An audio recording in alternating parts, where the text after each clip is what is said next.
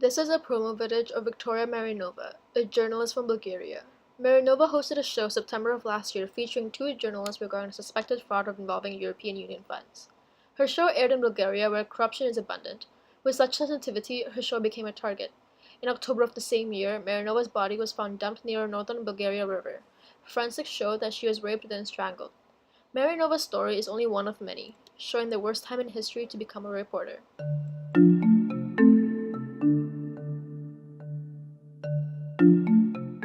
According to Committee to Protect Journalists known as CPJ, at least 34 journalists were murdered in 2018, a stark increase from 2017. The number of journalists in jail also reached a record high, with 251 journalists being locked behind bars.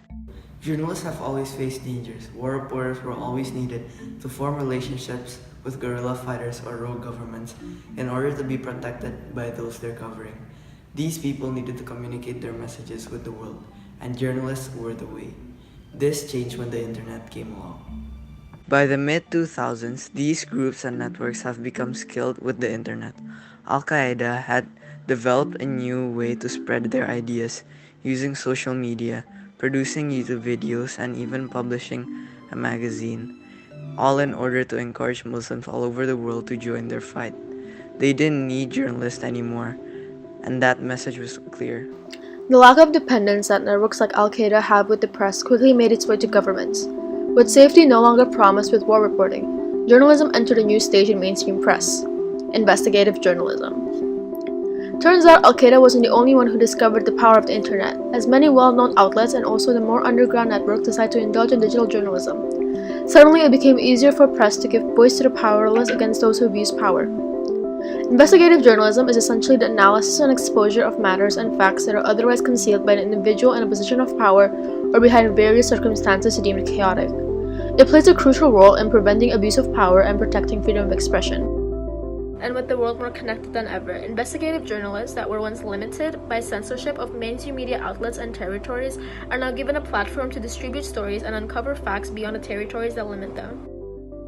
Not only that, this new age of reporting now introduces a concept previously foreign to this competitive stream: teamwork.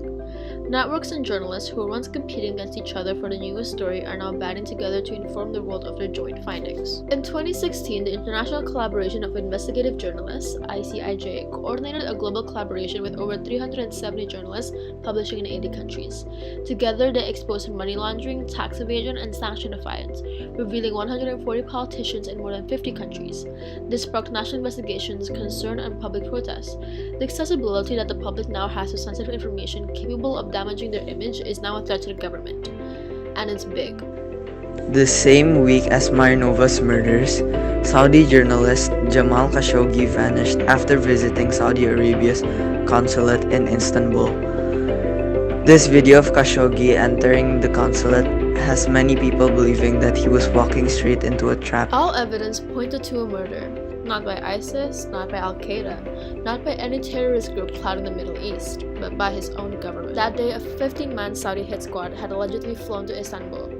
However, an outspoken critic of Saudi Arabia's Prince Mohammed bin Salman, Khashoggi's disappearance and the suspected murder is an attack on media freedom and security. So basically, the similarities between Khashoggi and Marinova's cases is that they both were punished for doing their jobs. As investigative journalists, both pursued a truth that some would rather not have revealed. Authoritarian leaders know the dangers of having coveted reporters snooping around for dirt, so they deal with it by getting rid of them. What's equally as disappointing is the government's reaction to these crimes. Though in the past there were definitely instances in which leaders acted when a journalist was harmed. These instances included pressuring countries into investigating, monitoring trials, and personal phone calls. The election of Donald Trump as president changed all of this. He attacks journalists instead of defending their rights.